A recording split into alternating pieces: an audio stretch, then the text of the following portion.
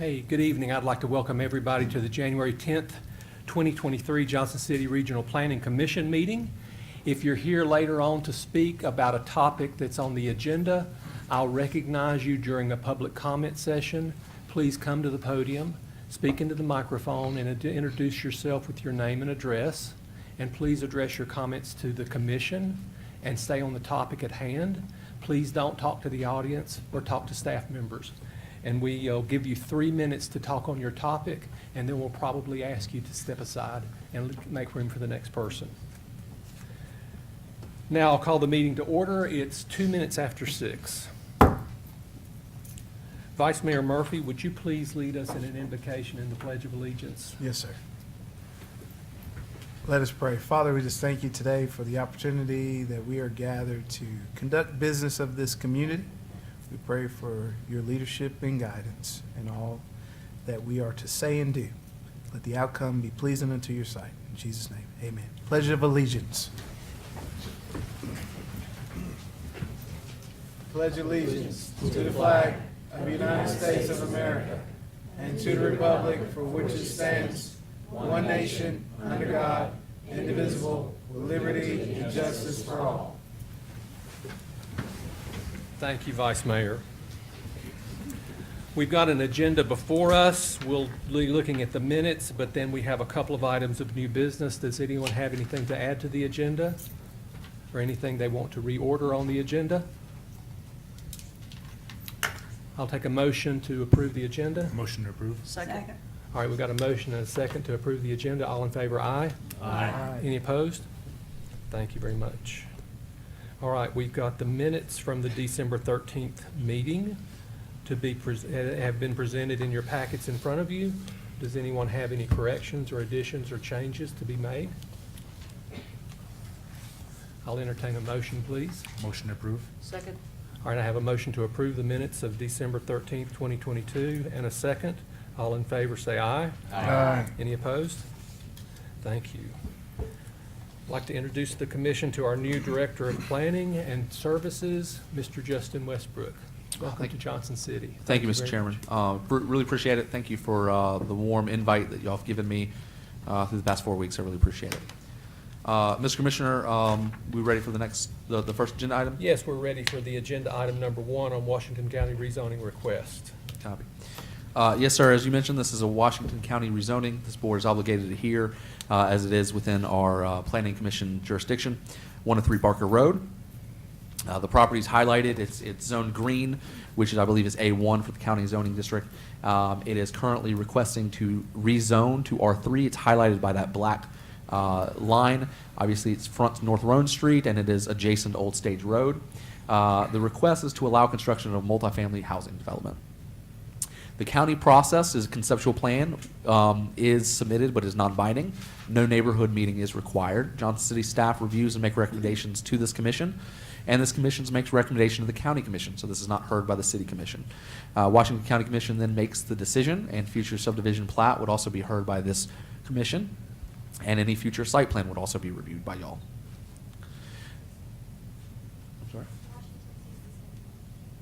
I'm sorry, I misread that. I apologize. Washington County sees the site plan, my mistake. With that being said, this is a conceptual drawing, again, non-binding. This is the layout. You can see Barker Road to the south. There's an adjacent stub out or existing road to the left of the page. You can see there's approximately 84 units on this with multiple T turnarounds that are on this property. The property is highlighted with the blue star. It is zoned per the comprehensive plan future land use map as residential. You do have some red, obviously, along North Roan for the commercial areas, but most of it is residential future land use. With that being said, what is the difference between A1 and R3? Obviously, you can see on there that quite a bit differences, particularly where it refers to lot area.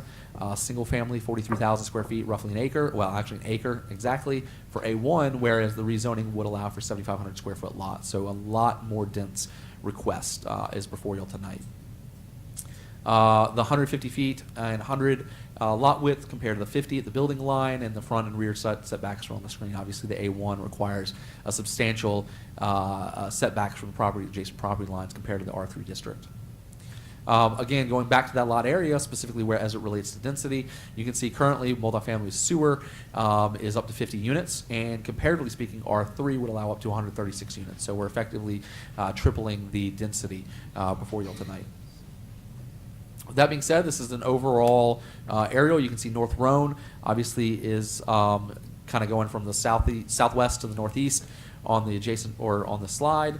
The blue upside down arrow is the subject property. I apologize, that is not North Rhone. I believe that's Old Stage. North Rhone comes at the very top near the green line. Oh, I do have it. Nice. This is North Rhone right here, I believe. This is the intersection highlighted area of North Rhone and Old Stage, I believe it is. You have some adjacent single-family residential houses, again, highlighted in here along this yellow line, this yellow road. And then you have a more pronounced road that shows the intersections. And I think this is very key to kind of delineate the adjacent roadways that this property would use, along with their capacity and kind of visually understand what we're talking about here. Again, as I mentioned earlier, the single point of access for ingress-egress is to the left. Obviously, you have a more residential street. None of the access for the property is currently proposed to be taken off Barker, and obviously it does not have direct frontage on North Rhone, so that's kind of out of the question. Here again, you can see some other adjacent similar use types. You can see in the yellow star the subject property. You can see a subdivision that was approved for 30 acres at about 1.4 dwelling units per acre. And to the west, obviously, you have 101 acres and a similar dwelling unit or density per acre. And again, if we remember going back, obviously 136 units on about 10 acres, roughly, I think, corresponds to 13.6 dwelling units per acre. So again, it's not necessarily surrounded by compatible densities. However, the bridge plan does identify two different policies: support quality multifamily development in appropriate locations, as well as strive to provide a more diverse mix, specifically to allow affordable housing types. At this point, staff recommendation is denial. Planning Commission obviously has three decisions to make: recommended approval with justification, denial with cause, or defer actions to the committee for further study. This is an overall. I think there's two more slides left. Obviously, you can kind of see a very larger scale representation of the surrounding development or lack thereof, as well as the center parcel with the upside down blue arrow. I'm available for any questions. Mr. Chair, I believe the applicant's engineer is in the audience as well, if you all would like to talk to them. All right, thank you very much. Yes, sir. Questions for staff? Could you flip back, start going backwards in your slides, please? Yes, sir. Yeah, can you hold that one, please? This one? No, the one right before Yes, that sir. one right there. So I think that's, I have a question. Is there only one access into this project? Yes, sir. That's correct.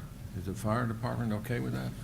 That is not something that this staff would have a comment on. We would defer. This is Washington County's request. Yeah. Y'all hear that as part of the planning boundary. So this is not something that we would check in with Johnson County Fire, so I don't have that information. Okay. I will say that Appendix D, which needs to be adopted by the municipality individually, if I'm not mistaken, which is a nationwide thing, would require usually more than 2 entrances beyond 30 units. But I'm not aware, and neither is staff, of whether Washington County has adopted Appendix D or not. But that is a very good question that we did wrestle with. We just don't have any answers. Mr. Westbrook, can you elaborate on why staff is recommending denial for this project? I think Mr. I'm going to mispronounce it. Rowith? Rhodey. Rhodey. I believe he touched on our largest concern. The ingress, egress? Yes, sir. And again, you know, when you go back into the comprehensive land use plan and you see residential, you know, I don't know that it delineates specifically multifamily or high density, but you do look at the compatibility of adjacent use types, and you see the 1.3, the 1.2 dwelling units per acre on adjacent land uses on very large tracts. And then you look at this and you see 136 dwelling units on 10 acres. That 13.6 stands out to us. But again, I will defer to Washington County, as this is their recommendation, not the city staff. Mr. Westbrook, are you aware, are there any other multifamily units in close proximity to this proposal? Not to my knowledge, no, sir. And then another question, I don't know if you can answer, Mr. Westbrook, it might be for Mr. Ryder. I know we're talking about some text changes, amendments regarding cul-de-sacs and getting rid of these Ts. Would that directly affect, sorry, can you guys hear me? Speaking to the mic. Would that directly affect this project? Well, it would It would depend on whether or not they actually end up having a subdivision plat. If this thing ends up being like a PUD and they don't enter the subdivision process, then it would all be treated as whatever their zoning code requires In the county. in the county. So, Okay. a PUD regime would be handled under a different section of state law. That would be something drawn up by attorneys, and we'd never see it as a subdivision plat. If it does come in as a subdivision plat, then it would be subject to our subregs. Thank you, Mr. Ryder. Along the side of your blue arrowhead, there's a road that connects to Rome Street. I think it's Barker Road, but I'm Yes, not sir. positive. Is that a public road or is that a private road? It appears to me to be public, but I would prefer Mr. Ryder. But it's a private road, a Barker Road. Barker Road, that's private. Todd's shaking his head in the back of the room. She'd probably been better as far as analyzing this. Sorry, I'm sorry. It's a public road that is substandard to city standards. It is paved at, I did an analysis of all these streets. I think it's paved at 18 feet wide.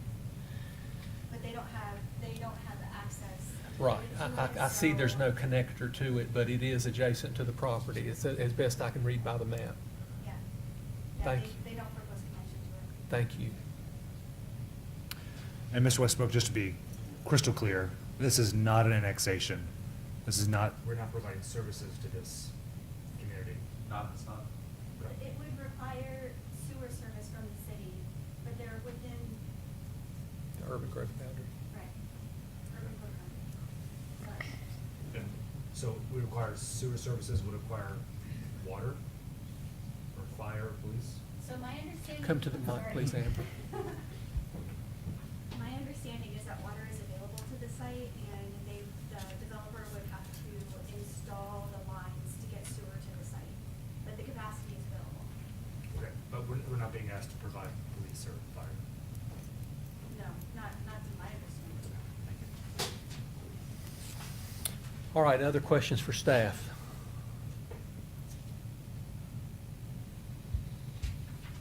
All right, I'm going to open the floor for public comment. If you're here to speak to the question, please come to the microphone.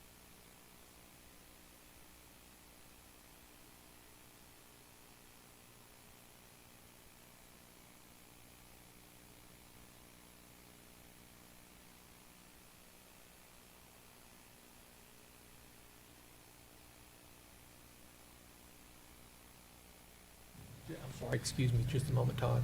All right, I think that's better. There you go. There we go. Thank you very much. All right, I'll start over.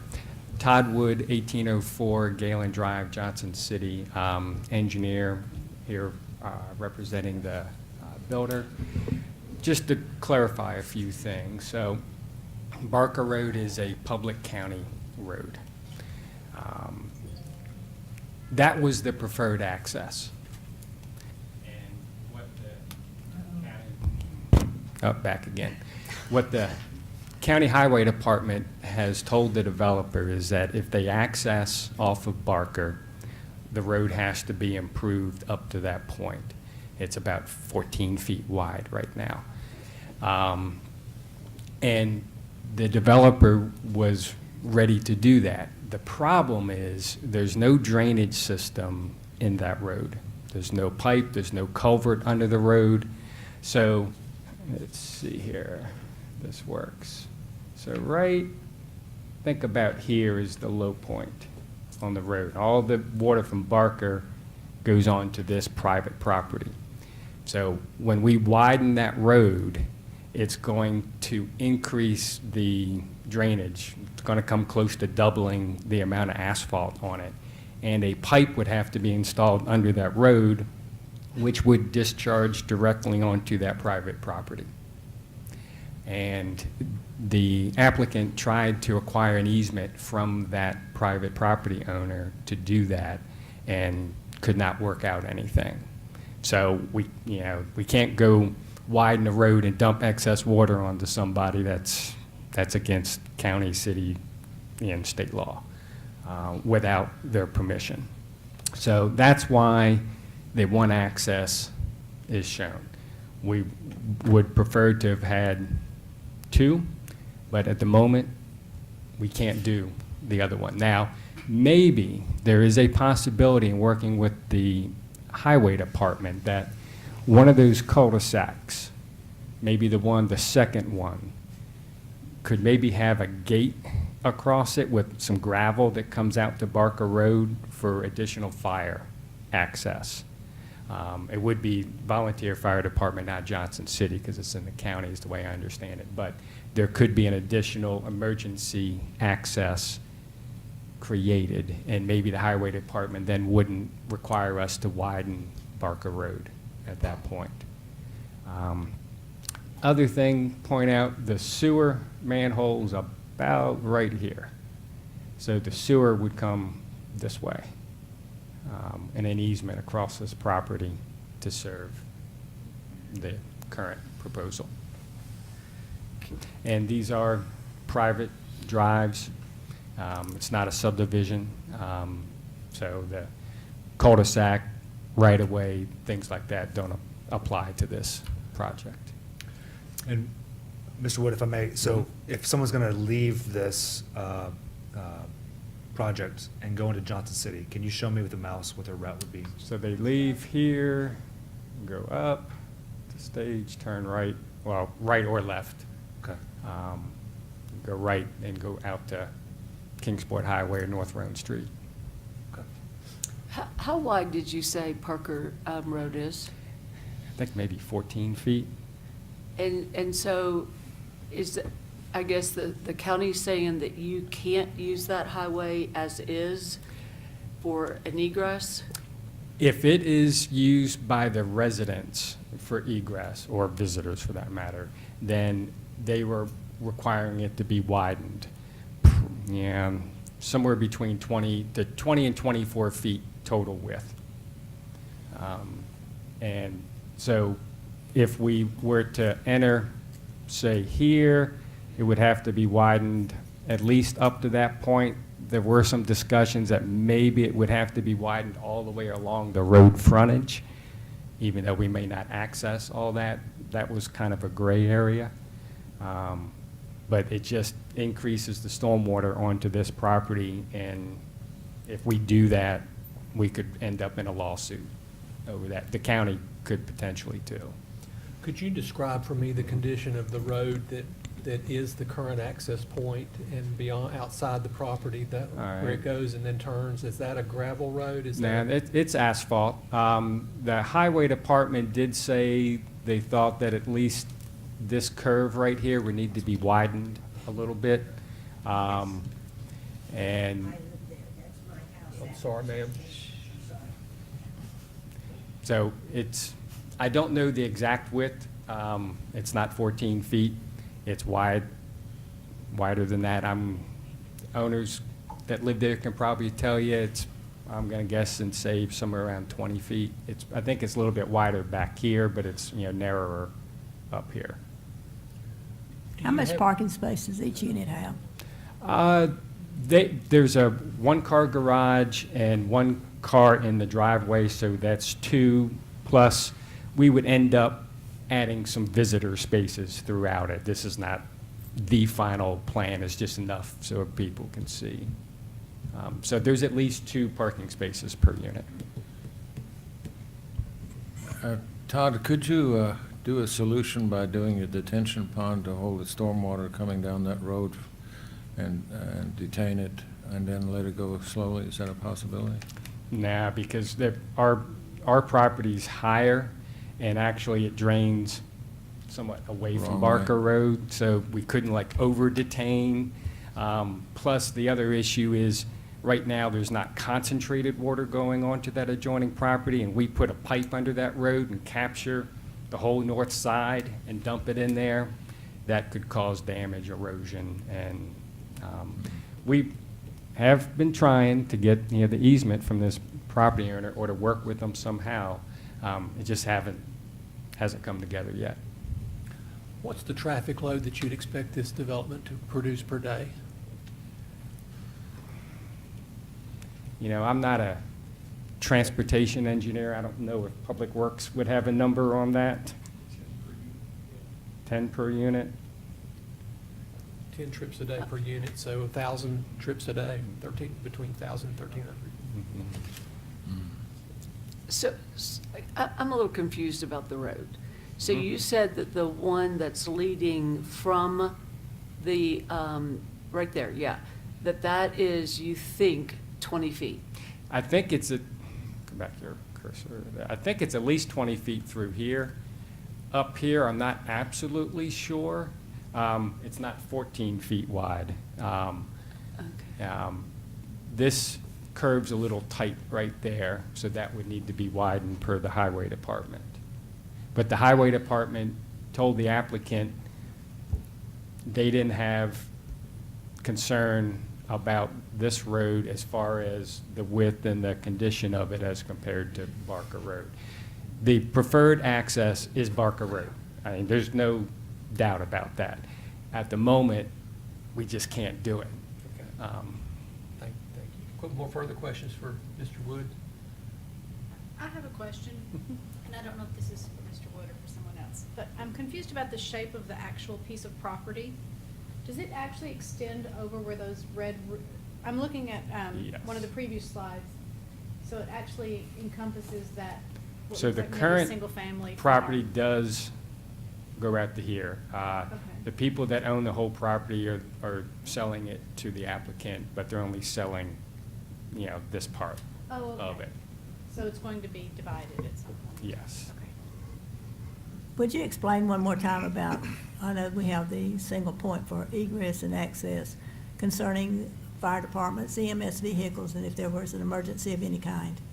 So if there was something blocked out here, accident and ambulance couldn't get in, what we could try and do is, from the asphalt edge right here to the end of that cul-de-sac, is grade that such that an ambulance or fire truck could get in, put 20 feet of gravel down, which wouldn't significantly increase the stormwater runoff, leave Barker Road 14 feet wide, put a gate across it, and there would be a special lockbox for fire department, police to enter, but residents couldn't go in and out that way. You Is think that- that would get approved, Yeah, that's, the gate? yes. Yeah, that's been used in other developments. This has nothing to do with your issue, but in the past, we've had approval made, and then once the units are there, there's not enough parking. People are parking on the street and different places. Well, yeah, we would probably add more parking here, parking at the end of the T turnaround, parking down here. So we would fill it up with as much parking as we could, so that would not occur. Now, these are private streets, so that would not be an issue for either the city or the county sheriff's department to address. That would just be internal. Not to say that it's not an issue, but it's a developer issue as opposed to the local government issue. But we Would Johnson City be providing the garbage pickup? Most likely, and we would probably have dumpster, I don't know if it'd be here or if it'd be back here.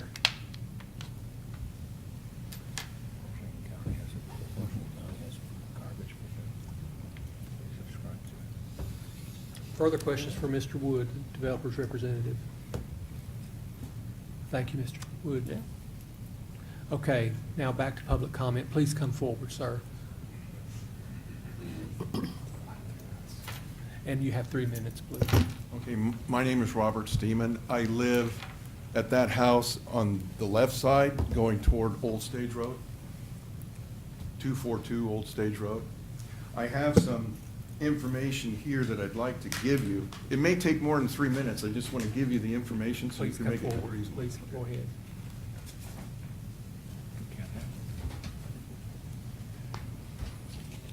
Amber, would you mind helping, please? Yeah, will you? The pictures, those are pictures of what they're talking about, the traffic going on to Old Stage Road. The residents, we were let know by letter by the county about the 16th or 17th of December. So for us to get information, it was very difficult. This is a real short period of time.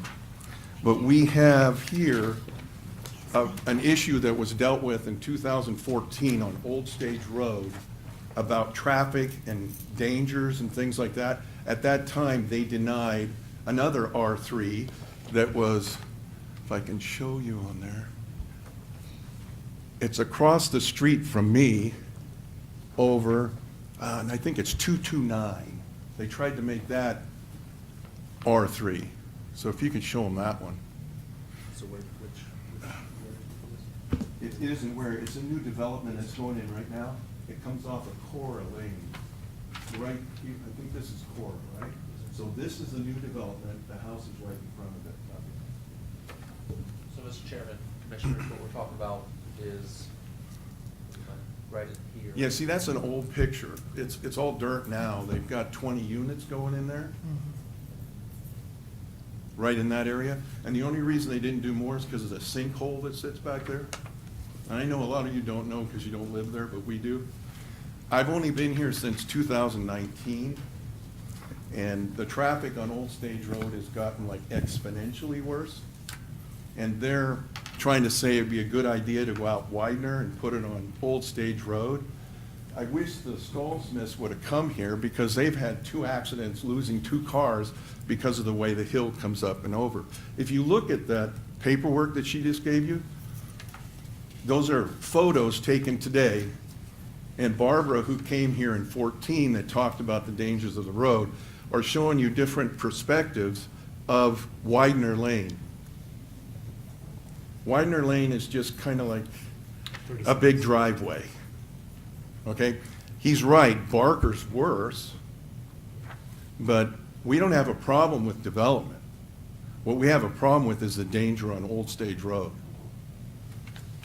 Okay, and the city decided back in 14 that it was dangerous. Well, it's far worse now.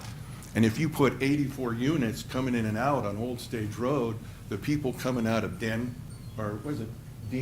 Yeah, Dean or Briarwood, they'll never get out. Yes, sir. And when I back out, we have to set my wife in the street now because the street comes up and over to wave people down. So there's a line of sight issue. Yes. I understand. Yes. 3 minutes. So we agree with these people about denying this, not because it's a development, but because of what they're proposing. For us, you need to go out Barker. That's the only way to do this. And since Roan is so busy, you need to put a light there. And your sewer, you'd have to dig up Roan to get in. So your time's up. Huh? Your time's Okay. up. Thank you, sir. very much, sir. Thank you. Next. Ma'am, please come forward.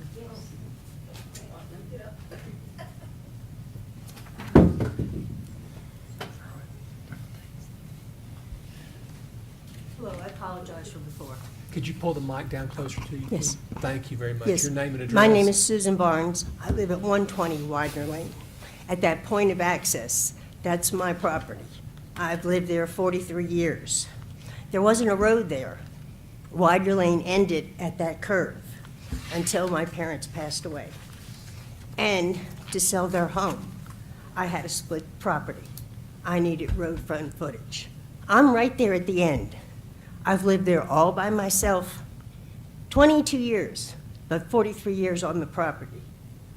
Traffic, it'd be outrageous coming through there every day. As it is now, people don't know it's a dead-end road, and they're constantly coming through there. For that reason, please make it Barker Lane instead of Widener Lane. Thank you. Thank you, ma'am. Thank you.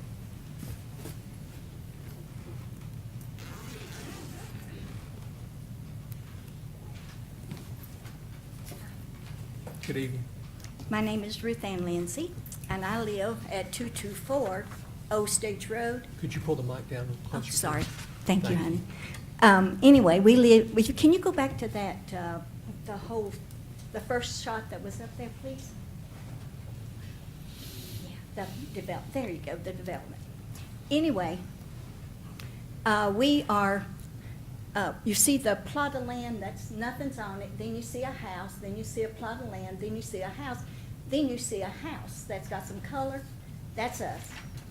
And we already have a problem when a heavy rain comes, because the land comes like this, and we have a pond back there. And the water comes off of this project, water comes off of the house above us and beside us. And lucky enough, they did use inside the Wolf's development and put our home up higher. But some of the people have pump stations for their septic because of that area. It doesn't do good. But our concern is, first is water coming in on us more in our backyard. Second is Old Stage Road. Right now, when I go to the mailbox, I have to stand back and I have to listen, I have to wait. It says 30 miles an hour. Try 60, try 70. They are dump trucks even. And I'm out there working in the yard and I say, slow it down, you know? Because, you know, I've got more vision than the people below me. That other road where the other development is, those 20 units, that's across from me. Well, they can go out front of Bluegills or they can come out on no stage. That's a deal. And we can't see those folks. We can't see those folks. Whenever those folks pull out, we can see 36. So before we pull out, we see if anybody's turned off. Then we wait in case somebody pulled out down there before we pull out. Because, I mean, if you're not paying attention, you can be popped. And so it is a very dangerous road. It's a very narrow road. 30 seconds. Okay, it's a very narrow road. And anyway, my problem is single family, yes, but multifamily, that is way too much for that area. And plus, not only, young what you've all noticed, but you've got about 8 units with 8 to 10 above us at Dollar General. You've got another one going in across from on 36 behind the Lutheran church. Then you've got these going in. Then you've already got those that's already there. So anyway, we are maxed out with modules, multifamily. We need single family. Okay? They're going to move here bringing money to buy single family. Okay? Thank you very much. Thank you. Thank you. Please come forward.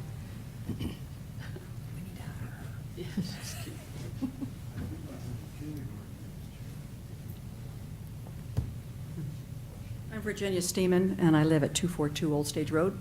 And I just wanted to tell you that 2 years ago, I attempted to go to the county to see if we could put speed bumps or stop signs or something on Old Stage Road. I went out, it's sort of like outside of Jonesboro, heading towards Lamar, I think. Anyway, she said, well, don't bother. You know, they won't even consider it because it's considered to be a thoroughfare. It starts down there at Old Gray Station and goes all the way from Roan and actually keeps going if you want to go past the wild turkeys and the cows. But they do not stop. There is no stop signs at all. Once you turn off of Roan and until you get up to Old Stage Road, on Old Stage Road till you get to Old Gray Station, there is not a single stop sign of any kind.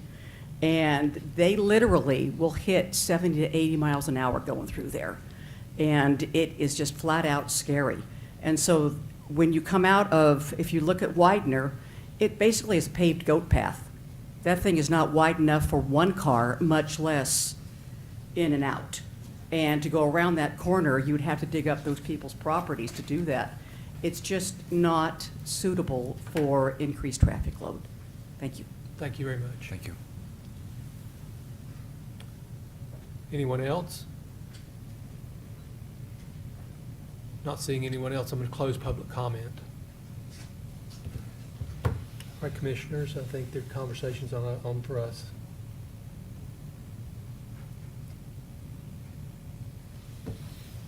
It seems like the community has a lot of concerns regarding the traffic, the vision and sight for the coming out onto onto Barker Road, Old Stage Road. And I agree, it seems like Barker would be a better solution for this, but applicants prohibited from doing that.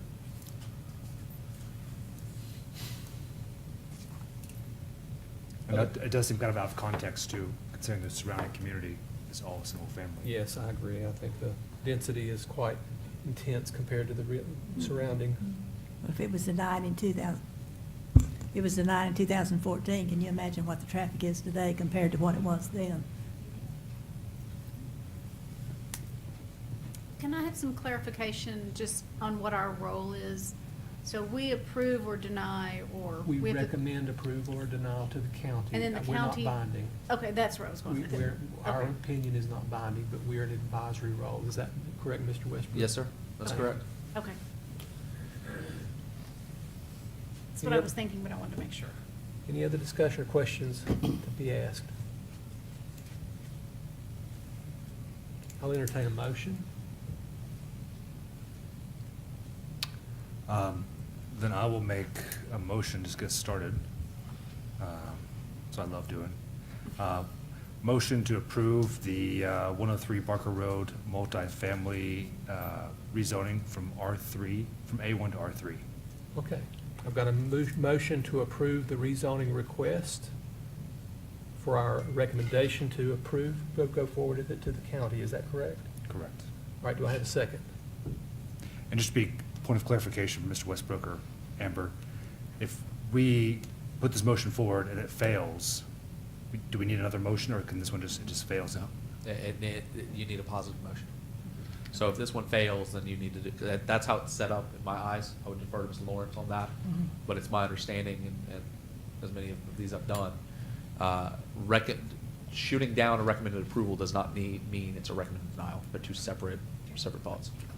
Yeah, so you would need to deny, you would need to make a motion for approval, vote. If that fails, then you could make a motion to recommend denial. Okay. It's a recommendation. So Sure. I see what your point is. If Right. this was an approval and you recommend denial. Right. Or you recommend approval and it dies per the roll call, then I see what you're saying. But as this is a recommendation. Period. So- One or the other, yes. Okay, I would thank also make a point. It's my understanding that, as it says with justification, the motion should include some sort of opinion or direction from this committee. Sure.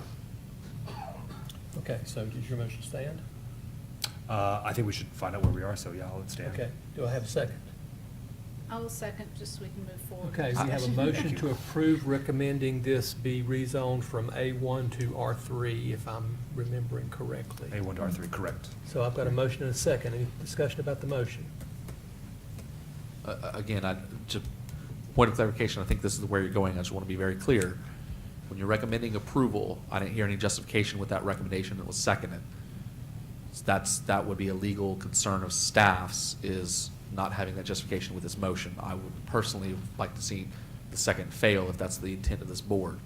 But again, I just want to make very clear that it's y'all's opinion to recommend approval, denial, whatever, but justification or cause needs to be delivered so we can deliver that to Washington County when they take y'all's your recommendation under consideration.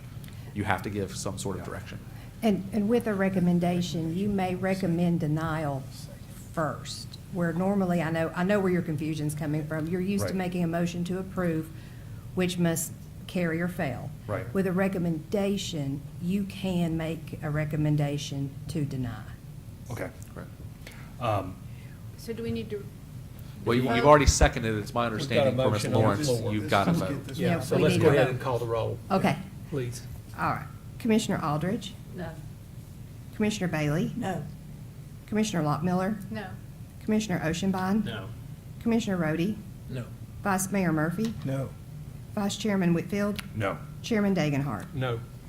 Motion to recommend approval has failed. I would like Okay. to make another motion. Another motion, thank you. Recommend denial for cause being the ingress on Old Stage Road. Just seems non-suitable and non-compatible. I'll Okay, second. I've got a motion to deny approval Second. for reasons stated, being egress and ingress is limited, and it's not consistent and compatible with the surrounding neighborhoods. Is that correct? That's correct. So I've got a motion and a- Recommendation to deny, correct? Recommendation, yes, Okay, I'm thank sorry. you. So do I have, did I get a second? Okay, so discussion to understand the motion. Or any other questions? Would you please call the roll, Nicole? Commissioner Aldridge, Yes. Commissioner Bailey, Yes. Commissioner Lottmiller, Yes. Commissioner Oshenbein, Yes. Commissioner Rhodey, Yes. Vice Mayor Murphy, Yes. Vice Chairman Whitfield, Yes. Chairman Dagenhart. Yes. Motion to recommend denial has carried. Thank you very much. So now we've got our second item on the agenda, rezoning number 1102, the Myers multifamily on Cherokee Road and Brook Hollow Road. Mr. Westbrook, I believe that's it for you. Thank you, everyone, for showing up tonight. Much appreciated. Thank you, Mr. Wood. Mr. Chairman, if it's okay with you, give it a couple of minutes before I begin. Sure. Let the room clear. Yes. Thank you. We've still got a problem with that mic, I think. Well, it's good, Maybe good I'm loud. Pull it up a little bit. Yes, sir. That's helpful, thank you. I feel like we're about to see that again. Yeah, come up with a better solution. Come up with a better plan. Yeah, I think it's coming back.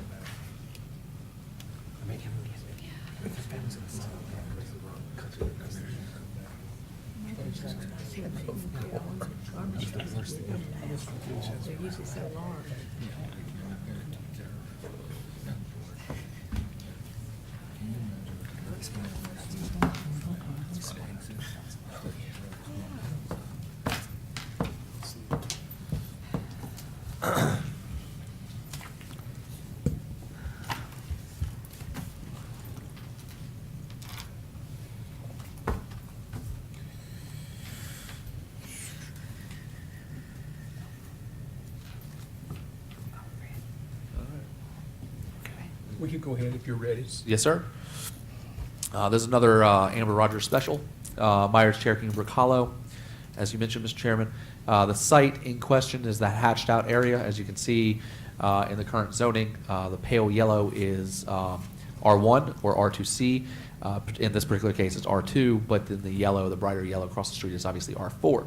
This request by the applicant is to rezone the property R2 to a R3 medium density residential zoning district, specifically to allow multifamily housing development. That being said, these are some of the aerials that staff was able to provide. Obviously, you can see in the left-hand graphic, you can see the red hashed out areas, the site in question. You can see some of the adjacent land uses of manufactured homes to the southeast and some single family surrounding it along with some vacant land. You can see the view from Brook Hollow looking southeast as well as the view of Cherokee looking west. You can get a little sense of the topo associated with this property. The property is highlighted in the yellow star, surrounded by obviously the green, which is residential. You can see 67 going, which is Cherokee Road, going from the southwest up to the southeast or northeast. Obviously, you have longleaf that comes off of that. You see a little bit of yellow, a little bit of red, but the property in the whole is at the center of the screen.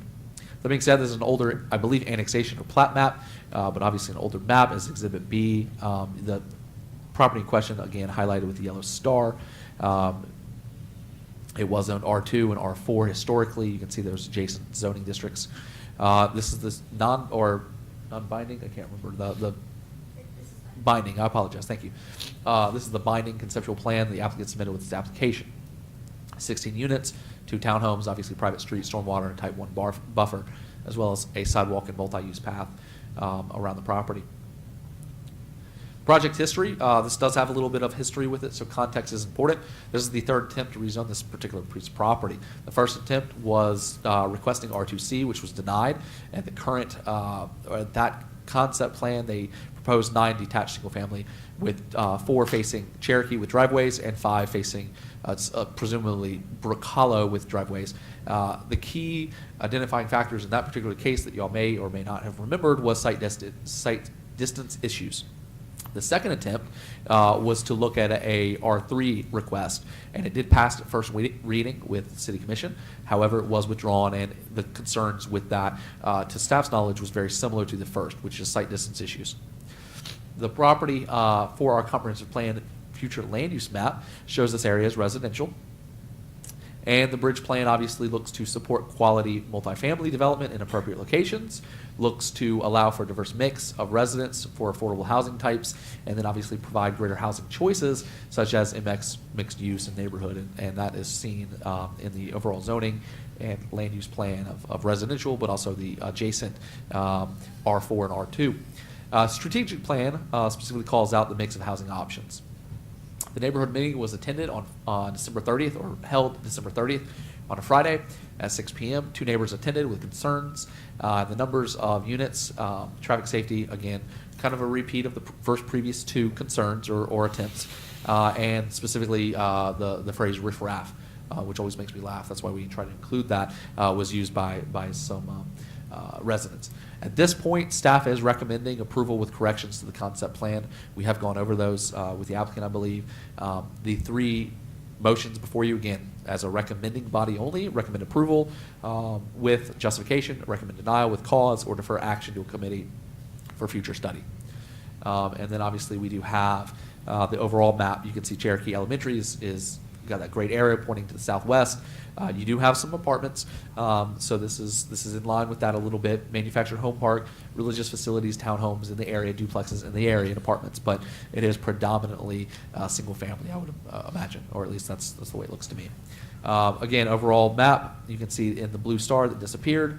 The subject property, R4, scattered through there. It's largely R2. You do have a little bit of R2C over off of Sinking Creek, and then obviously A1 in the county surrounding that. The applicant's engineer is here. This is an old annexation to give you a little bit more clarification, and I'm available for any questions should you have any. How far down from the star is Cherokee Elementary? Oh, probably a half mile-ish.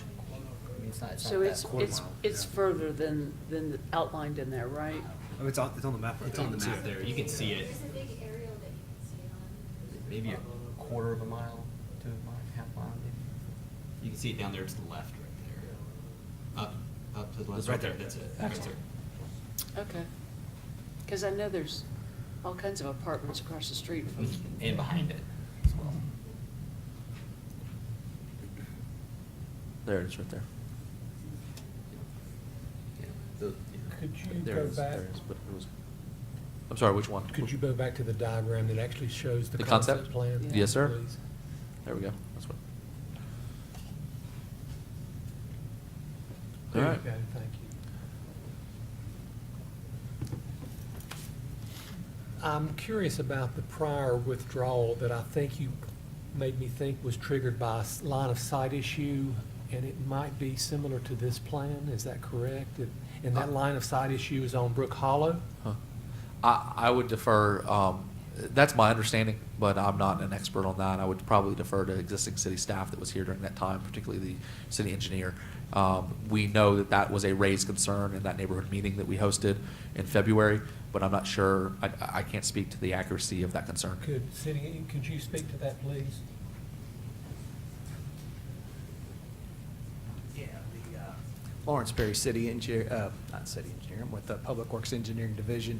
Along Brook Hollow, I'm thinking he's showing it here, 300 and something, and it's a 30-mile-an-hour road. You actually need like 335 feet to meet the ASHTO requirements. You are coming down to a stop sign, but I think in the past we talked about, they thought about maybe doing a speed hump, but we were like, we weren't gonna want a speed hump in that area. I think there are might be some speed humps back in Brook Hollow. Our preference for the Public Works Department would be to have an entrance off of Cherokee, and that would be a better sight distance, lessen the impact on the neighborhood back here, and we feel like the property to the west over here would probably have another entrance as well, and this would be a public road up into here, and then This concept plan is not binding, is that correct? No, it is. This concept plan is binding? Okay. So we excuse just wanted to, voice our concerns and the way we would like to see it develop, but, the applicant chose to go with this route right here. Okay. So Would the they site. not- I'm sorry. No, go ahead. Would they not be required to have the 2 means of egress for the fire? And I'm sorry? 16 units. No, ma'am. Appendix D or B, I can't remember which one it is, of the fire code says the threshold's 30. And this is Gotcha. 16, so it's under that. Okay, thank you. Yes, ma'am. Sorry. The 2 speeds of those roads, I travel on Cherokee, they're quite different between the 2, correct? Right, it's 30 on Brook Hollow, and it's I might say it's 40 on Cherokee. And there is a turn right up the road there on Cherokee that's pretty aggressive coming down that hill if they did come out onto Cherokee there, correct? Yes, but I think for 40 miles an hour, you need about 445 feet. I think you probably meet that. Would they have to put a decel lane in there if they came out on Cherokee? Yes, we would require that. Okay. Typically, on a state route, we require 100 foot of storage and 100 foot of a taper.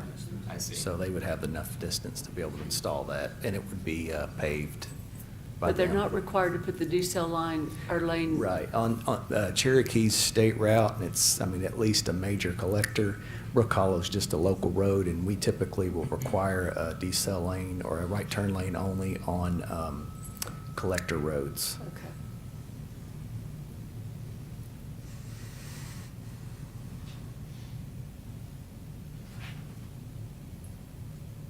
And you said, where's the stop sign that you mentioned?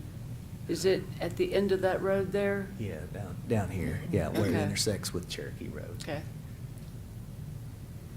So you might be able to argue that, hey, I don't need a full 335 feet because I'm coming to a stop sign anyway, but it technically doesn't meet the sight distance requirements by AASHTO.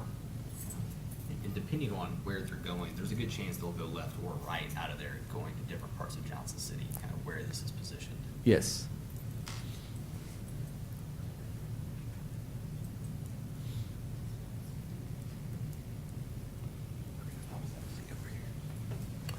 Other question for staff? I just want to make sure I understand, I'm sorry. But you're saying that you feel like there needs to be more room from the stop sign to the entrance into the complex, is that correct? We're thinking, so you need to at least be 75 feet away from the intersection, and they've got about 85 right now. So, you know, they couldn't really slide it down anymore. They get too close to the intersection. And again, we feel like, maybe not necessarily here, but as long as you're 75 feet away from this intersection, you could put the entrance anywhere along here. You're trying to improve that sight distance. Like I said, you want, I think it was 445 feet that you would need. Public Works just feels like there's going to be an entrance here and an entrance to the west for the other development that may connect up with other roads, that there's a stub coming down from the north from the other neighborhood, but that's for future development. Would it help you all feel better if, I don't understand why the big dip in the road going. I think originally they were trying to come up in here, but the sight distance gets worse as you come up the hill. So Okay. you're improving the sight distance as you come down the hill. I gotcha. And that's kind of why they swung Okay, it that out. makes But they sense. didn't want to get too close to the intersection and not meet the 75 feet off of the intersection of the roads. Gotcha. Thank you. Sure.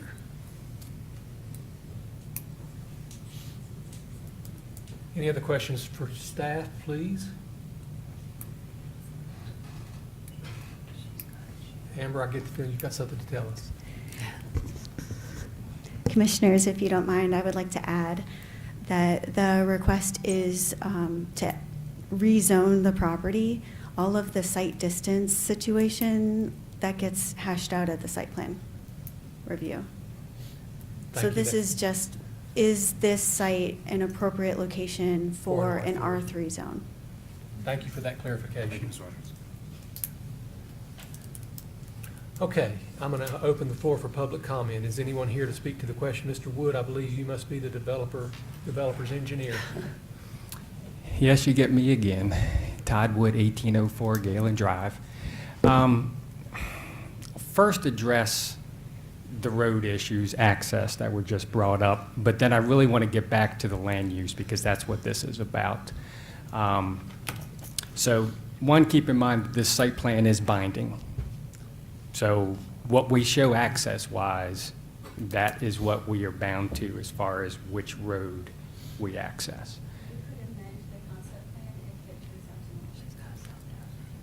Okay, well, that'd be great. So we have another one where TDOT has denied access and we have to change it. So hopefully now we don't have to go back through the whole rezoning process. So that would be great. So access, just like Lawrence said, the road curves down in order to get as much sight distance to the crest, looking back into the neighborhood. Where we show it was based on discussions with Public Works years ago. We could move it maybe another 10 feet, get a little bit more, but as people come over the hill, you know, they are slowing down. They have to slow down, otherwise they go out in the intersection. So it may be, they may be 30 at the top, 35, but by the time they get to this entrance, they've got to be coming down to close to 10 to 0 because they only have 80 more feet to stop. So that's why that entrance is there. The access, what Public Works was talking about was a public road right here. So the reason why they want that public road is there's all this vacant land from this property heading down towards the elementary school. And there were discussions about this years ago. We actually did a layout based on that. It was decided not to do that for a couple reasons. One, this development doesn't need a public road to be built. It just needs a private street. So doing the public road adds more cost to the developer. It's not for the developer's benefit. What they want this road for is to connect here, and I can go to the aerial, and then go through all that vacant land, and then connect with, well, let's see. All right, so we're there. Let's see. That's not a good map. Let's find a better one. Whoops.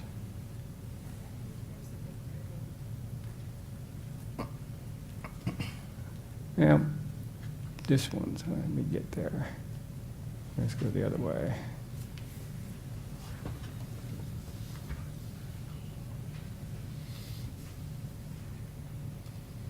Okay, here we go.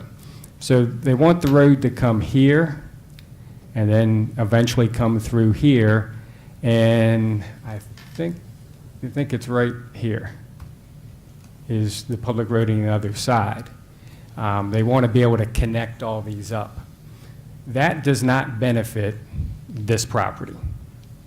It causes this property to not only give up to build a public street, which means extending water along it too, which we don't need. Sidewalks on both sides. You have a 50-foot right-of-way. Then you have to grade, that has to be graded flat. So to actually build that road, you have to grade onto the adjoining property, which we don't have the right to do. There's also a decel lane that would be here, and yet the city would be fine with 100 and 100. That's not what TDOT wants. We would have to start, if I can get back to our plan, we would have to start as close to this intersection as possible with our taper, probably somewhere in here, and taper this, and then have the full width section. TDOT road section is about twice the depth of Johnson City's. So this decel lane, the cost of that, and this public road through here is at least equal to all this through here and maybe even more. So we'd have the public road that would come into here, and we'd have a 25 or 20-foot setback off of that also. So now it's 50 feet plus another 20 feet that we've just lost. That we'd still have to build this. And we'd have to build this road, this public road in decel lane. Our stormwater pond needs to be down here in this corner. If that road is here, the stormwater pond needs to move back up into this ridge on the property. This public road doesn't work here. The other reason, if I can get back, bear with me for one more minute and then we'll get off of this issue. So next to us So you got the subject property, and then there's another property right here that has a house on it. The rest of this land is vacant.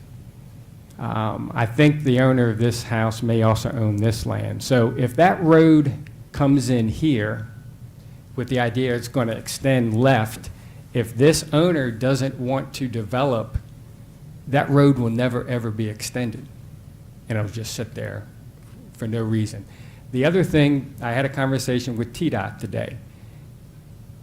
They said they need a plan, but if this public road is serving more than 16 townhomes, if it's for multiple properties and future subdivisions, there is a good chance they would require a left turn lane in Cherokee Road.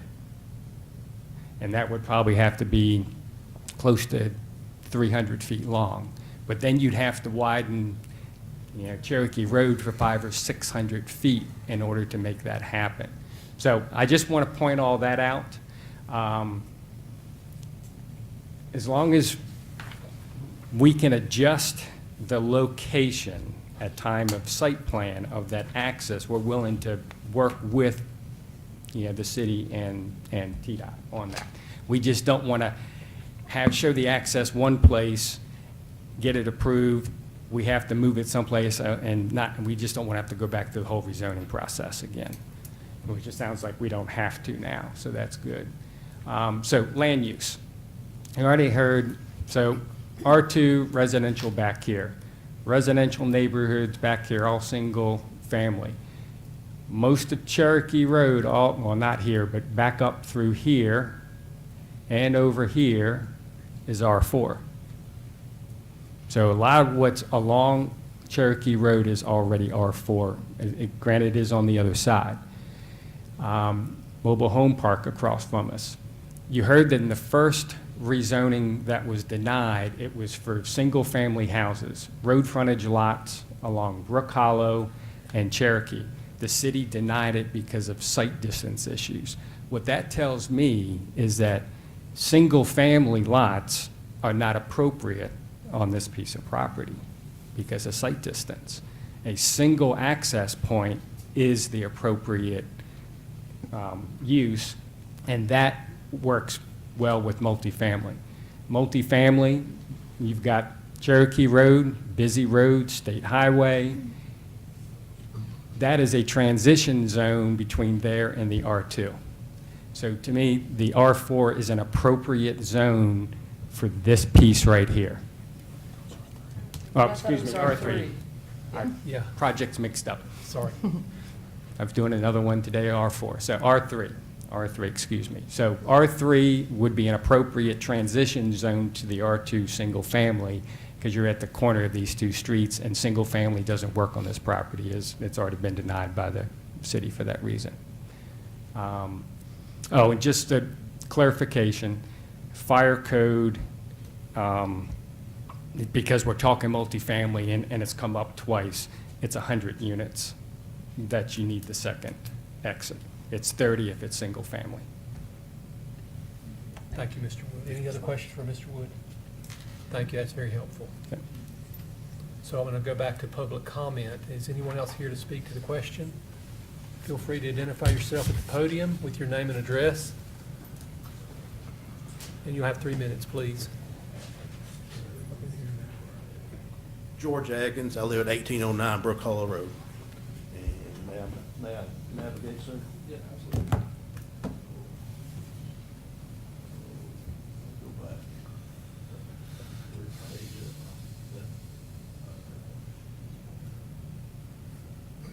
So, I live in the pie shape there, just basically northwest of the site in question. I have concerns over sight distance. Been there 17 years, coming around that curve.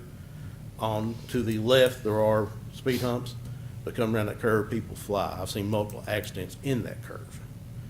People fly down through it. Yes, they have to come to a stop, and I understand the calculations for their sight distance. I have a question if that is truly there or not, but leave that up to the city. That's their job, but I do question the safety coming down into that. As far as It was bought as R2. I think it should stay R2. That's my opinion. It also, I have concerns of multifamily and the traffic in and out of there. I have concerns, basically, I'll be honest, about the quality of the builder and what would be built. Because once it's approved R3, although now I hear this is a binding plan, which makes me a little more comfortable, because if it wasn't binding, although he can amend it, he could build anything he wanted to on it, once it's R3. And I'm not against development or a man doing what he wants to with his property. But I do have safety concerns down that road and access. I have concerns over the amount of people, the density, which is more dense than the neighboring property, although there is R4 across, but Brook, or Cherokee has been basically a demarcation line for several years, separating. So I am not in favor of this plan, but from a safety standpoint, I do have safety concerns about sight distance here, sir. Yes, sir. So, thank you. Thank you very much, sir. Thank you for your time. Next, please come forward with your name and address. Thank you. Hi, I'm Janice Arnold. I own the field beside of it and the house right up above it. And I guess my concern, I didn't understand what he meant about it would be a road down my field. I mean, he's had 6 plans. I saw him in August and he told me he was building 3 homes. I said, oh, good. And I think I'm supposed to ask you guys and not the builder, but I didn't understand the comment that there would be less traffic with this plan versus single homes, because 3 single homes wouldn't have the cars that the 16 units would have. But I didn't understand why a road would come through my field, because his first plan, he asked me to rezone mine, but I'm not going to plan on it. So I don't know what to think. I'm worried about how many cars there are and several other concerns, and the binding, how binding will it be? Because every few months he tells me something different. It's actually, I guess, oh, I'm not supposed to look back. It's the father, but he changes his mind, so I don't know what binding is in the world, but how will somebody check that he really does all these safety things afterwards? Thank you. Thank you, ma'am. Thank you.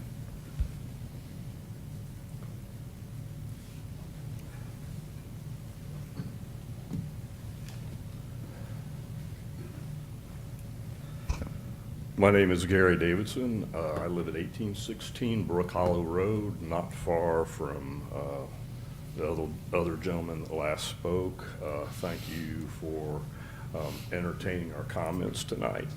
I have a series of concerns, some of which you already heard, sight distance being a big one.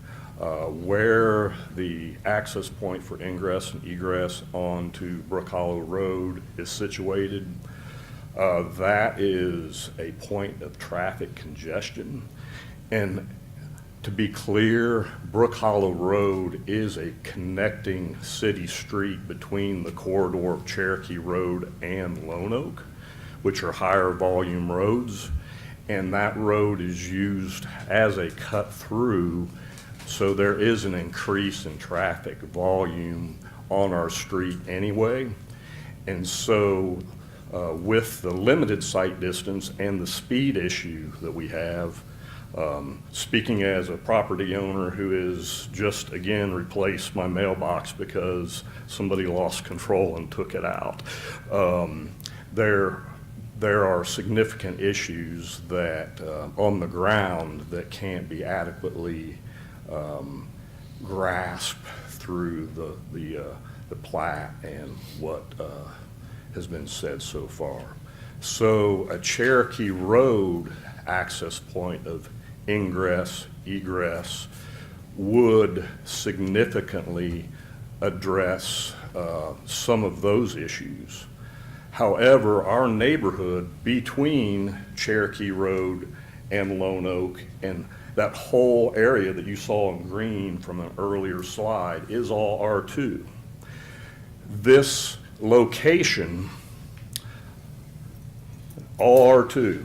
So this location at the corner, essentially, especially with the proposed access point, ingress, egress on Brook Hollow, would change the makeup of our neighborhood and be out of character, as has kind of tacitly been pointed out along Cherokee Road, because all of the other R3, R4 is on the other side of Cherokee Road and located differently compared to where this corner lot is. So that corner lot essentially draws into the character or the consistency of our neighborhood as an R2, a R3 higher density housing. So I have site distance issues, safety issues, and a change in the makeup of our neighborhood, which is encapsulated by the two corridors of Cherokee Road and whatever the proper terminology is for Lone Oak, as not a county road, but still a higher. Is that my time? Yes, sir. Okay. Well, thank you all for. Thank you, Mr. Donaldson. Thank you very much. Thank you. Thank you. Someone else? I'm Carol Davidson. I also live at, with him. I just, one thing I wanted to point out is where we're situated on Cherokee. All the higher density housing that's on the other side of Cherokee, when they pull out, they make a right turn. And almost all of the traffic goes that way. They don't, or they come through our neighborhood to avoid the elementary school. So having to back up or coming off of Brook Hollow to turn left onto Cherokee, there already is quite a bit of traffic especially during, kind of peak travel times. So that site distance is not, it doesn't take into account that there might be, as you come around the bend, 5 cars lined up or 6 cars lined up waiting to turn left because they're waiting for the school bus to go by down Cherokee. So I just think that that's really important where we're situated. Those higher density housing on the other side, people, they turn right. It's easier to make a quick right-hand turn. Where we're situated on Cherokee also, it's not, you can't see for a long way if you're turning left to go down Cherokee from Brook Hollow. You have to really watch. You can see for a long way towards the elementary school, but to go back towards the city, back towards University Parkway, there's a bend right there. So you really, there's enough space. You can see, but you got to watch. And if it's heavy traffic, you don't always have a lot of time. So I just think that's an important point to make. So thank you. Thank you. Someone else? Steve Price, live at 1704 Woodridge Drive, more or less eyesight from this building site or proposed building site. Forgive me, I don't have real good hearing. Did I understand a few minutes ago that this is already going to be rezoned to R4, and this is just a discussion about how to put the No, roads the in? question is before us, are we going to approve the request for R3? Okay, I didn't want to waste my breath if it was already done. No, sir, Thank you. it's not done. It's been iterated a few times that because R4 exists here, R4 exists here, R4 exists here, we ought to be able to make this R4. I say, well, R2 exists here, and exists here, and exists here, and I'd like to keep it R2. Had I been a developer at the time and looked at a piece of property that was zoned R2, I would have thought, well, I need to figure out how to develop it in R2 zoning rather than try to get it changed to R4. That's just me, and that's why I'm not a real rich man, I guess. At the same time, my thoughts are this. If this question were to be near the ridges or the strawberry fields, we wouldn't be having this discussion. But we're an old residential area. Nevertheless, our little castles are just as important and valuable to us as anybody's big castle. When we bought it, zoned R2, it was to have our own little domain. I don't plan on selling my place, even though I could probably triple my money right now. I plan on dying there because I like it. But with development creeping in, my thoughts tend to change. And that's only our human nature. The big elephant in the room is, and I don't mean to bemean anybody, I'm no more important or valuable than anybody living in the slums of Johnson City or an apartment complex or in the Ridges. We're all human beings. Nevertheless, it is influential when you have a high-density apartment complex built up near your own little piece of this country. The R4 zoning in the center just below the Star is an old mobile home parks, what we used to call them, and it was zoned that way 50 years ago. It's been there a long time. Our place, my house, was built in the 70s. We like it. Like I said, I'd just as soon die there.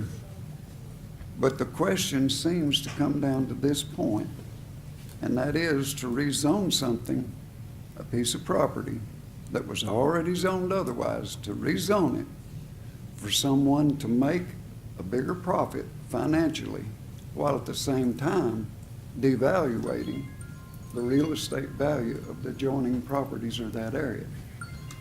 The driving dangers, I know you all can't understand it, and you'd have to be there to understand it. They are there.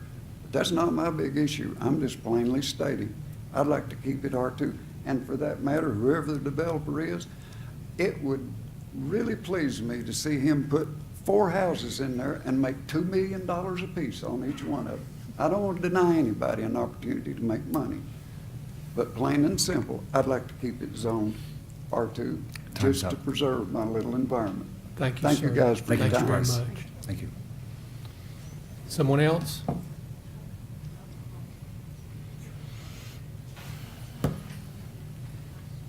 Y'all hear me? Yes, sir. Good evening. My name is David Reeves. I'm at 1820 Brook Hollow Road. I'm just around the curve from the projected site. Thanks for listening to me. I just want to take a minute and just reiterate carefully what the information you're being given, because we've heard a lot, and it's the same thing. The issue, in my opinion, it's not about land use. It's already an extremely sensitive safety issue on that road. I'm a new resident in the area. I'm a retired firefighter. I made my living on bad driving habits. What I have seen on Brook Hollow Road is a cut-through road that's used at high speed. I think every single person in the room knows that 30 to 35 miles an hour is not correct whatsoever. Those of us who live on Brook Hollow see speeds much higher than that. Multiple accidents. There are children who live on Brook Hollow Road. The number of cars that are coming through that road already, I believe the city has already done a traffic count, and that is why speed humps were installed on Brook Hollow Road. Personally, I don't think it should be a 30-mile-an-hour road. I don't know who made that decision, but it's already creating a safety hazard with the number of cars coming through.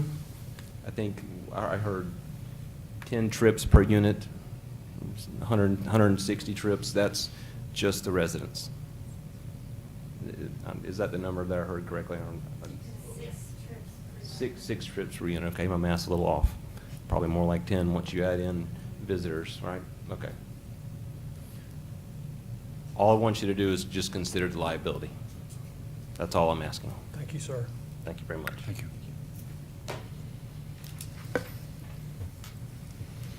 Anyone else? Seeing no one, I'm going to close public comment. So the questions for us to discuss.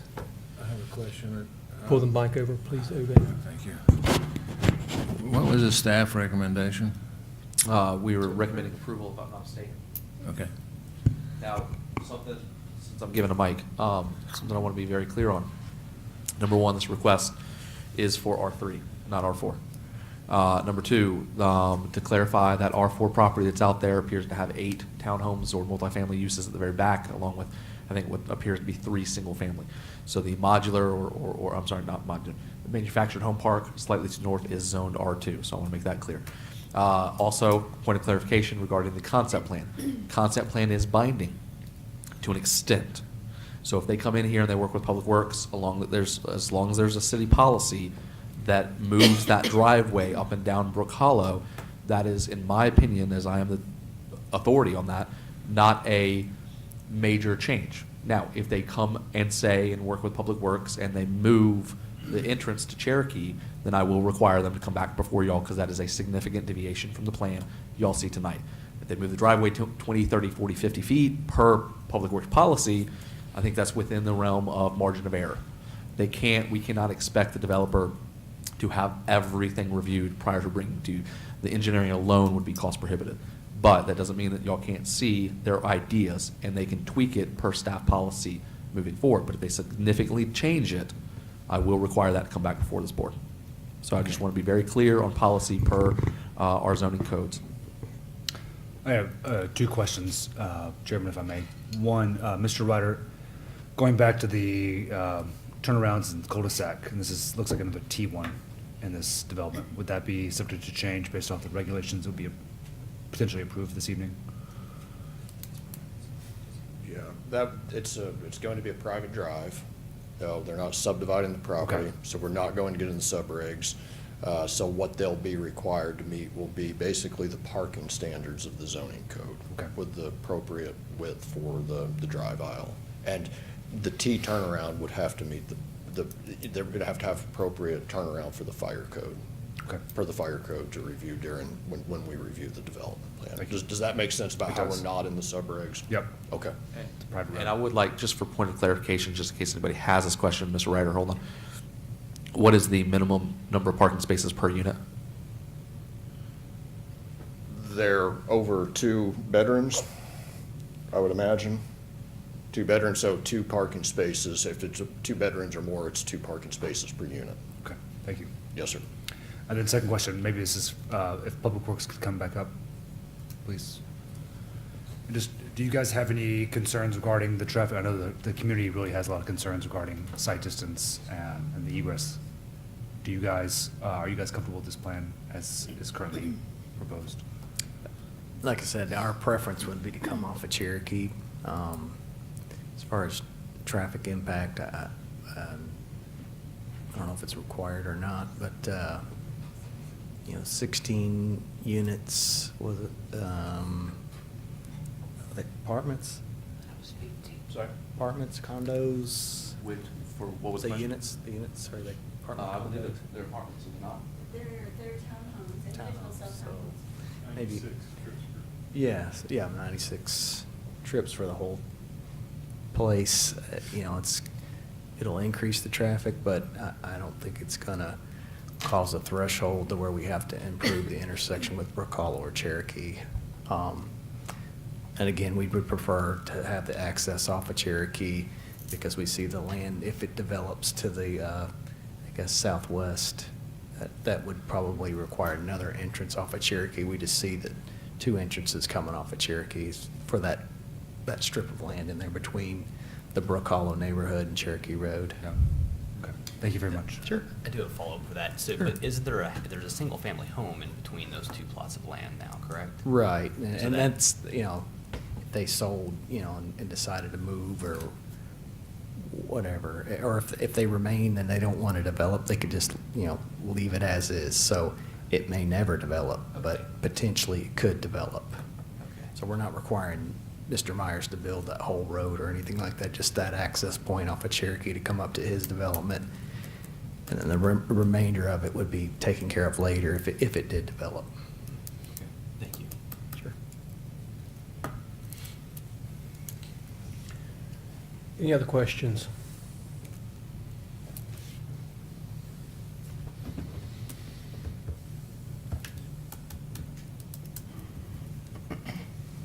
Y'all look very, very diligent. Ready for a motion? Yes, go ahead with the motion. I make a motion to approve on the basis that rather than having more curb cuts along Cherokee, which is already overloaded, This is a good site plan for a multifamily project that's not of large scale. I like the layout, and that's basically my consideration. I'll second that. Okay, we have a motion to approve the rezoning from R2 to R3, if I'm correct, and a second. Any discussion? Nicole, please call the roll. Commissioner Aldridge, Yes. Commissioner Bailey, Yes. Commissioner Lockmiller, Yes. Commissioner Oshinbain, Yes. Commissioner Rhodey, Yes. Vice Mayor Murphy, Vice Chairman Whitfield, Yes. Chairman Dagenhart. Yes. Motion has carried. All right, thank you for this presentation, and thank the public for attending and for providing their input. Mr. Commissioner, before everybody clears the room, I just want a friendly reminder. Y'all are a recommending board, so this will be heard 3 times by City Commission. I want to let everybody know in the audience, now in the real world, this is not the final decision. City Council or County or City Commission will hear this at least 3 times. Those dates will be on our website. The second one will be the public hearing. So if you attend the first one and don't get a chance to speak, I want to make sure everybody's well aware that they will have that opportunity at the second hearing. Do we know what date, Mr. Westbrook, do we know what date that'll be while people are still here? We can tell them. Yes, sir. Give me 2 seconds. I Nicole. apologize. It will more than likely go for the first February meeting, correct? Which is the The second. second. So the first hearing would be February 2nd. The second hearing, I assume, would be February 16th. 16th. Mhm. And then the final vote by City Commission would be March 2nd. But again, February 16th is the public comment period of those 3 readings. I don't want to discourage anybody. They show up at the first one, they don't get a comment, they think it's already a done deal. They do still have a chance to voice their concern to the City Commission. All right? Thank you everyone for coming out. Thank you. Okay, now I think we have an Article 14 amendments to the zoning code for the city of Johnson City, and I'm not sure who's presenting that. Justin, Mr. Westbrook, are you presenting that? Do we need to take Yes. Let's just get going. Yes, this is, again, with the tremendous help of Amber, staff has identified a variety of loopholes, missing context, things of that nature. It's almost like a good housekeeping bill. State law changes constantly, obviously. We want to make sure that the codes that we implement, that y'all hear, and that we enforce are comply with state law and consistent with current practices. Also, we're looking to add review standards. You know, in the grand scheme of things, you have to have a cookbook before you can start cooking, for the most part, unless you're me, and then everything turns out awful. So we'd like the beginning, middle, end, and along with the process and procedures. So we're looking to provide transparency and staffs for review. And then obviously, again, the good housekeeping aspect of it is to organize a true procedure to help aid the public's understanding. If nobody can read it, there's no point to have it enforced to everybody. And obviously aid us and the public as well as y'all and other decision makers regarding the process. So that being said, it's roughly 5 different categories consistent with other laws and codes, consistent with the comp plan, or necessary because of changing conditions. No adverse impact unless justifiable, doesn't create non-conforming uses, and then finally, doesn't grant special rights to a group of person. This is kind of in line with 3 other subject jurisdictions that we kind of check and balances ourselves to make sure that we're doing what's best practices or best policy. Knoxville obviously has made corrections that are change conditions or cities and not for special privileges. Memphis has the same, adding on error corrections, law compliance, and again, advancing good public planning practices. Collierville, obviously consistent with their comp plan, no adverse impacts, consistent with zoning law and code, and no small group benefits for the detriment of the general public, along with adequate infrastructure. This is kind of an existing and proposed, so we're looking again to change some names around. I don't believe we're really doing wholesale changes, we're doing tweaks, but this is one of the tweaks, it's kind of a reorganization. You can see on here 14.1, we're going to rename it 14.2 and 14.3 and the like.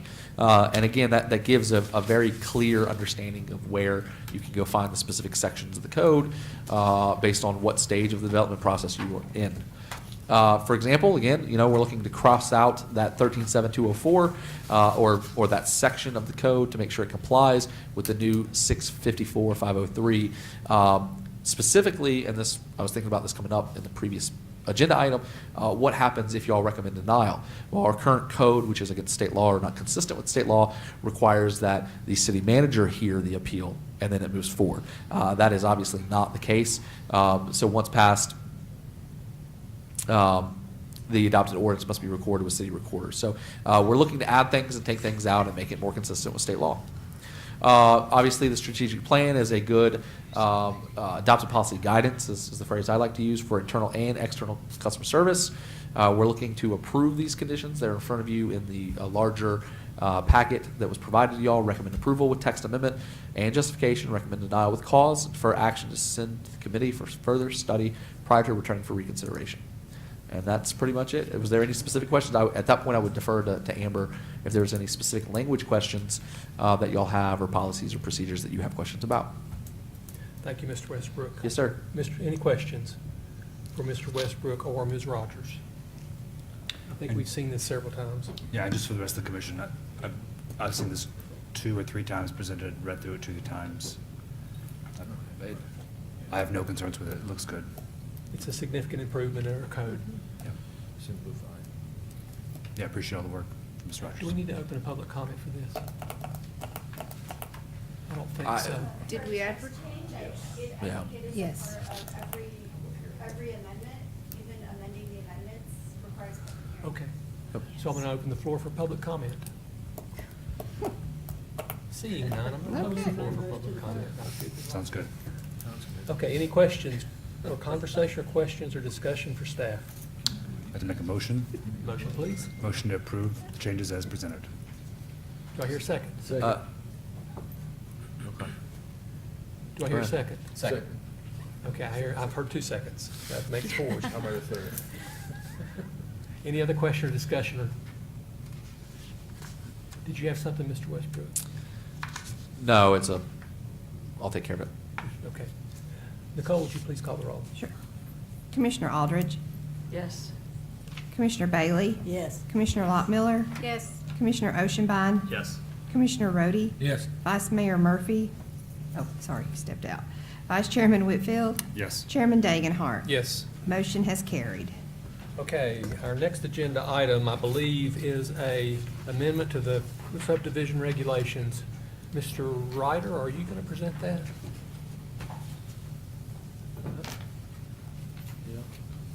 Yes, sir. Mr. Ryder is going to present that. Defer to Mr. Lawrence on this one. You're in good hands. Thank you very much. Yeah, it's good evening, Chairman Dagenhart, Vice Chairman Whitfield, and commissioners, Mrs. Lawrence. Well, hello. We're going to tag team this tonight. There's we have a special guest here that's going to present that doesn't normally present. Our city engineer, Wallace McCulloch, technical expert on road street cross sections.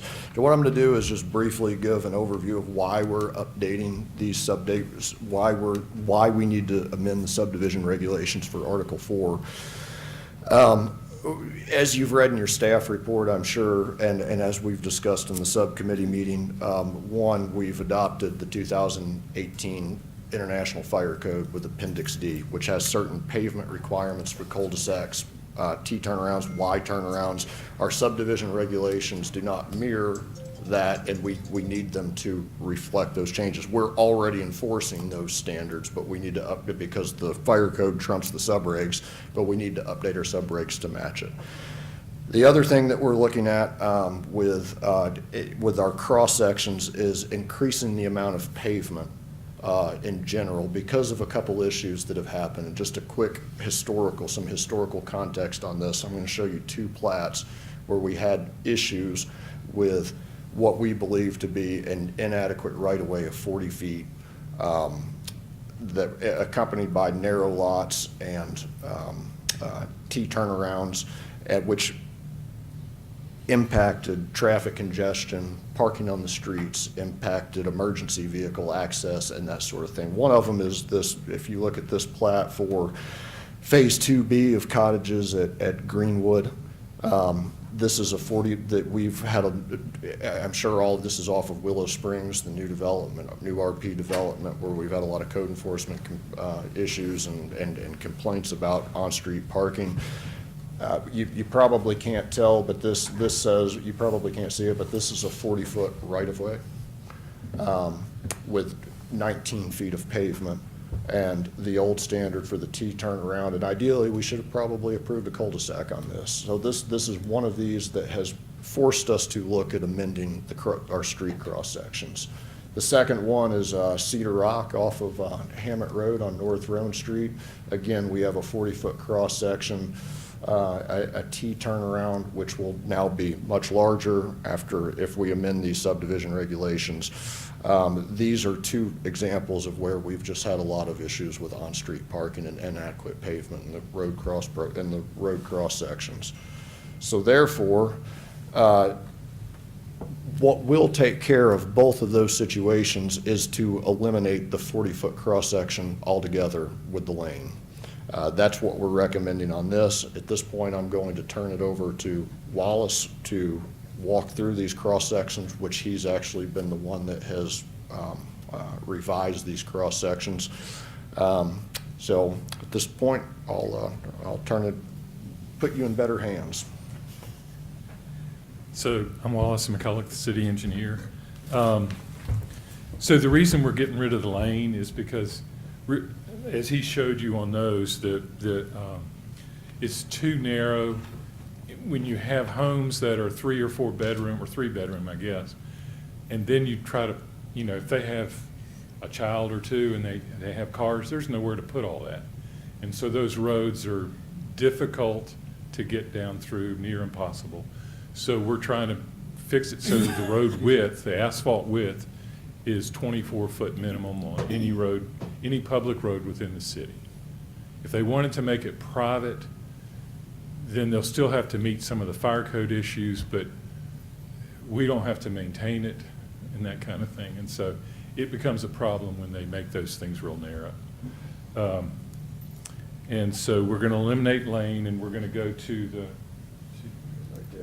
One thing that I did want to point out, and I'm not just wanting to jump up here just to speak, eliminating the 40-foot right-of-way, we believe is a good thing. If there is ever a case where we need a more narrow cross-section of 40 feet, or we need to, just the same as if it's practical to not have a sidewalk on one side, based off of the guidance of the city engineer through a variance process, you could still create a 40-foot cross-section. Yeah, if there are certain situations that we could do something like that, we could make the road narrow. And I can, there's actually, this is in the county that went up off, where there are 5 lots up off of. It's within our planning region. It's in the planning region. But it was 5 big lots. They were like 5-acre lots, if I'm not mistaken. That road a 20-foot wide road would be plenty. I think they were going to do maybe 22. Something like that is different. But when you have homes that are lots that are 60 feet apart, or 60-foot wide lots, it's just too much. It's too dense to not have a wide road. And so what we're doing, you can see here, the 50-foot right-of-way, we're going to make the pavement width 24, and that, in addition to the curb, the gutter pan, creates enough to meet the fire code for the width of the road. And so that's going to be the standard roadway, 50-foot right-of-way, 24-foot of pavement, sidewalks on both sides. And that'll be the standard for every road within the city, unless it gets enlarged for other reasons. And then so the rural street, the change, the purpose of this change, if you can see on the current, there's a shoulder that's only a foot and a half wide, and so we wanted to increase that to 7.5, push the ditch further out. And so what that allows on a rural road is if somebody has to pull off because their car broke down or they have to stop, there's some place for them to pull off on. As it stands with the current standard, there's nowhere for them to go. So they're sitting out in the road or in the ditch or something. So I think this just makes more sense. This is more of a standard that I've seen in other areas. And so I think this is a good switch for that one there.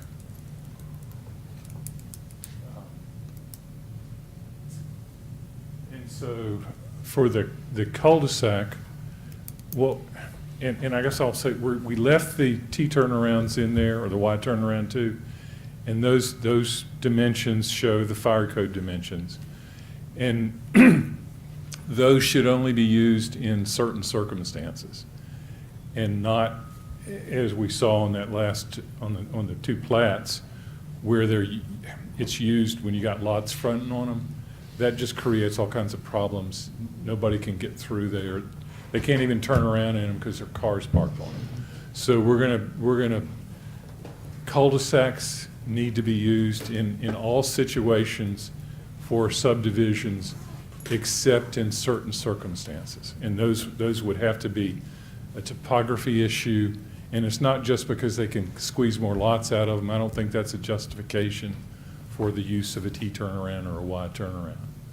Now, the other thing that we're proposing is sidewalks all the way around the cul-de-sac. And we're not, excuse me, we're not requiring that the right-of-way be made wider, so that they're not going to put a hardship on the developer in terms of being able to get the number of lots. Although with the sidewalk, there's going to be an easement that's required. And then we would want at least 25 foot from the back edge of the sidewalk to the garage face, so that when they park a car in their driveway, they're not hanging over the sidewalk. Now, again, we're asking for sidewalks to be around cul-de-sacs. We think that's a good thing for the city because people use the subdivisions more, or people that live there can walk around the neighborhood without having to cross the street.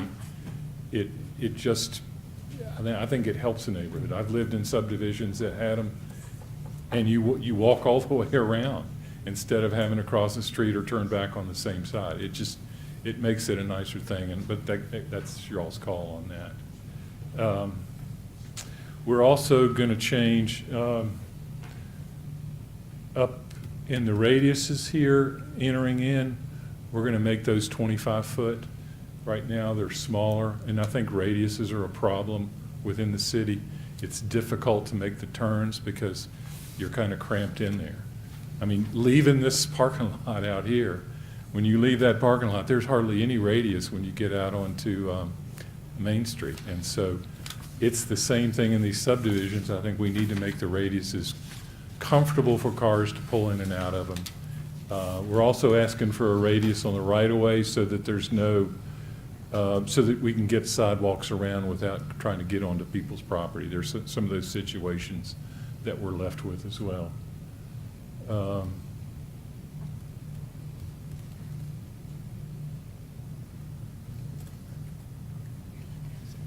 So for a temporary cul-de-sac, we're making the diameter of a temporary cul-de-sac 50 feet, and that would meet the fire code. I added a couple of extra feet simply because there's no curb and gutter. It's temporary so that when the fire truck makes that circle around there, it's not running off the edge, or less likely to run off the edge and damage it. So we just added 2 feet to that just to make it a little more flexible for that. Can I ask a little question? Sure. Just for clarification purposes, if you'll go back to the last screen, the Y and the T, are Yes. you going to require sidewalks to be there as well as the cul-de-sac? No, I've shown sidewalks to just cross over. Because typically, we would not, there's not going to be houses at the end. Houses would stop, at least there might be a lot, let's say, that's right here, that would front out on here. This would be strictly a turnaround. And it would only be in certain circumstances that we'd allow it. There'd have to be some kind of hardship. And again, if it's just because the developer can squeeze more lots out of it, I don't think that's a hardship. If it's maybe 2 lots that dead ends on, or 3 or something like that, it might make some sense. But again, I think that the code says something about topography, doesn't it? It says not feasible due to topographical lot configuration. Yeah, okay. Could you read that? So I think we would try to enforce that. You So know, it really, And what Wallace is saying is, the standard now is gonna be the rounded cul-de-sac, not the Right. Ts and the Ys. Right. You have to really come to us and prove a hardship and ask for it. Yes. Otherwise, it's gonna need to be the round cul-de-sac. Okay. I think we just want wanted to cul-de-sacs as clarify a that. standard. Those are just in certain unusual circumstances. Thank you.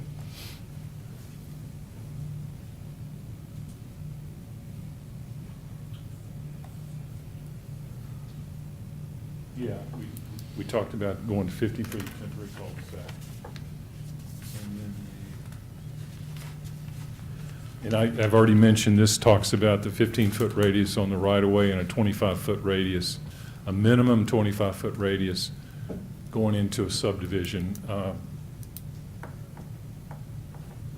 Like you can see up here. So we're trying to make this, again, 25-foot radius, and then a 15-foot radius back on the right-of-way.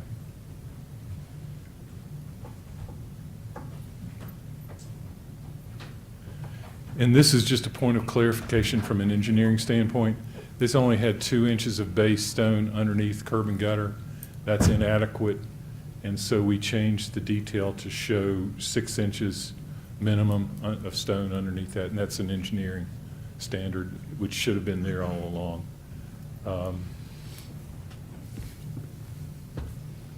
And that's,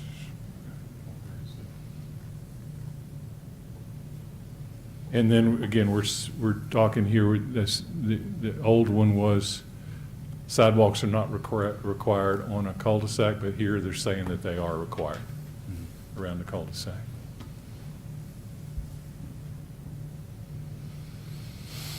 Any questions? Thank you, Mr. McCullough. And just a point of clarification for the rest of the commissioners, this came before us at the legislative land use, and we looked over this pretty thoroughly. Everything they're proposing really seems to be better for the city and maintenance-wise, future. For the safety of the community. And for people in the community, I think it's going to be a more pleasant place to live and a safer place. Absolutely. Yeah, I appreciate your work on this. Thank you. Any other question for staff? No, but I'll make a motion. No, I've got to open public comment. Huh? Oh, Open the floor for public comment. Seeing none, I'm going to close the floor for public comment. Now, maybe, any other question before you make a motion? Go for it. I'd like to make a motion that we approve the amendment of Second. the subdivision regulations. Second. All right, I have a Article motion and 4 approval. of the Um, amendment to Article 4 Article of the 4. subdivision regulations. Nicole, and the motion, the second stands. Any questions or discussion? Nicole, would you please call the roll? Yes, sir. Commissioner Aldridge? Yes. Commissioner Bailey? Yes. Commissioner Lockmiller? Yes. Commissioner Oshinbaum? Yes. Commissioner Rhodey? Yes. Vice Mayor Murphy? Yes. Vice Chairman Whitfield?